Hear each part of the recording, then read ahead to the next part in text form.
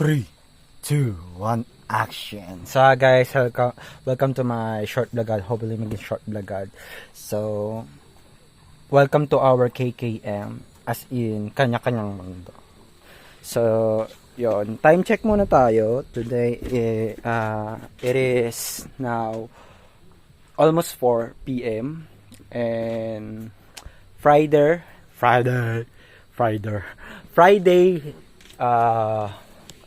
Enero 3 or ikatlong ulalong. So yan, ito si Wasdak, naligo siya today. So kiber lang today. Si Mayang nagpapahinga. Zoomin natin.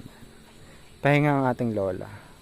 Since hindi masyado importante yung mukha natin, liitan natin. Ayan si Mayang. Mayang, kaway ka nga yang. Ayaw ni Mayang. Galit si Mayang. Ganyan kami ka-KKM. So yan, medyo makulimlim na. Then, thankfully, ayan na si Painiri. Ay, hello, hello. Bisa. So ngayon, ang ginagawa ko ay ito. Gumagawa ko ng shroom house. Bahay ng patubuan ng kabute. Hindi pa tapos. Nasa 50% pa lang ata ako. Then, ito si Father Deer. Nag-aayos ng pilapil. Then, ito si Painiri. Nagpapalapok ng kalabaw. So, hopefully by next week makapagpatarok na kami. Para sakto sa April, second week. Makapag-ani na ulit. Then, lastly, since nakapag-harvest na kami ng mani nakaraan. So, ito na pala si wait lang, bago muna sa mani. Ito na yung isa sa mga natirang, ito na yung mga natirang biik sa amin.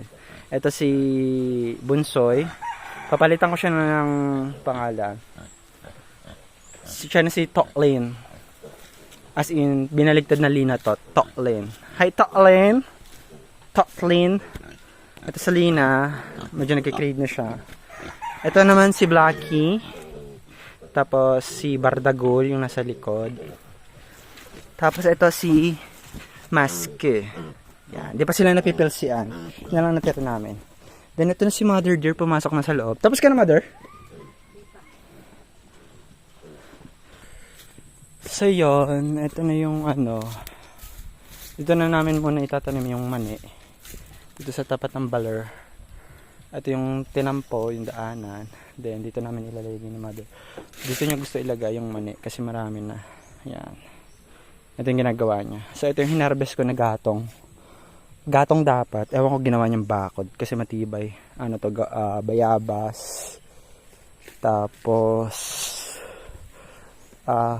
ano ata to? Wait lang. Basta yun na yun. Kung ano man to. Tapos mga kahoy-kahoy. Kalimutan ko yung pangalan. Yung parang puso yun ba? Ano si Maduro? Gumagawa ng gatong. So yun na. KKM muna kami. Kanya-kanya muna ba? Mama, mag-hi ka man sa vlog ko. Bye. Bye na. Yun lang.